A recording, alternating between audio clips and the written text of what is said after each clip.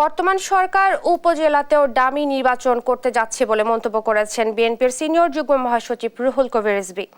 বলেন, উন্নয়নের নামে গণবিরোধী প্রকল্প নিচ্ছে সরকার।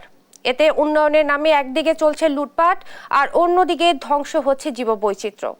দেশের শ্রমজীবী মানুষ দুর্বিষহ জীবন কাটালেও ক্ষমতাসীনরা বিলাসী জীবন কাটাচ্ছে বলে অভিযোগ করেন রিজভী। বিস্তারিত সাইফুল রিপনের প্রতিবেদনে। নয়াপল্টনে দলের কেন্দ্রীয় কার্যালয়ের সামনে চলমান দাবদাহে অতিষ্ঠ নগরের পথচারীদের মধ্যে খাবার পানি ও স্যালাইন বিতরণ কর্মসূচির আয়োজন করে ঢাকা মহানগর দক্ষিণ বিএনপি। আগামী 7 দিন দক্ষিণ মহানগরের 80টি ওয়ার্ডে চলবে এই কর্মসূচি। এ সময় বিএনপি নেতারা অভিযোগ করেন, সরকারের ব্যর্থতার কারণেই আবহাওয়ার বিরূপ প্রভাবে দুর্ভোগ পোহাতে হচ্ছে দেশের মানুষকে। বাংলাদেশের যে আবহাওয়া এবং পরিস্থিতি সেটি অত্যন্ত ভয়াবহ পর্যায়ে চলে গিয়েছে। এই সরকার সকল কিছু নিয়ন্ত্রণ করতে ব্যর্থ হয়েছে।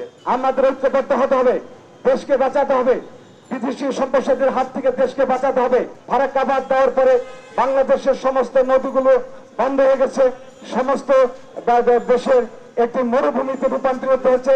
দক্ষিণের আহ্বায়ক আব্দুস সালাম অভিযোগ করেন, শ্রমজীবী মানুষের দুর্ভোগ চোখে পড়ছে না সরকার প্রধানের।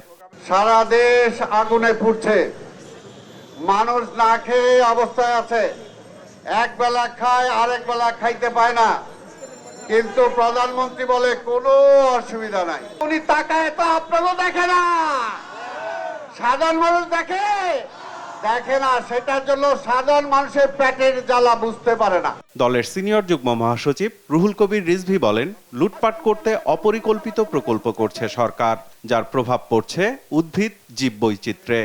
দুর্নীতির প্রজেক্টকে বাস্তবায়ন করার জন্যই গণবিরোধী প্রজেক্ট। আপনারা জানেন, সমুদ্রের পারে পটুয়াখালীর কলাপাড়া কুয়াপাড়ায় তাপ বিদ্যুৎ কেন্দ্র করা হচ্ছে। বৃহত্তর বরিশাল বিভাগের অধিকাংশ জেলাতে নারকেল গাছে আর নারকেল ধরে না।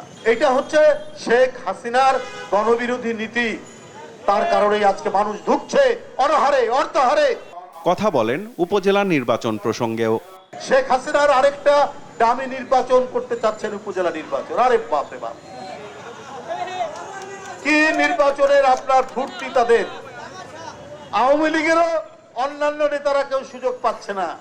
বিএনপির যে কোনো কর্মসূচির পাল্টা কর্মসূচি দেয়া নিয়ে আওয়ামী লীগ সাধারণ সম্পাদকের করা মন্তব্যেরও সমালোচনা করেন রুহুল কবির রিজভী। মানসিকভাবে বাধা দিবেন বিএনপির নেতা কর্মীদেরকে, এই জন্য নাকি উনারা পাল্টা কর্মসূচি দেন। এইটা মানসিকভাবে ভারসাম্য যাদের হারায় তারাই এই কথা বলতে পারে। ওবায়দুল কাদের এখন সন্ত্রাসীদের মন্ত্রী, এখন চাঁদাবাজদের মন্ত্রী। সাইফুল রিপন, দেশ টিভি, ঢাকা।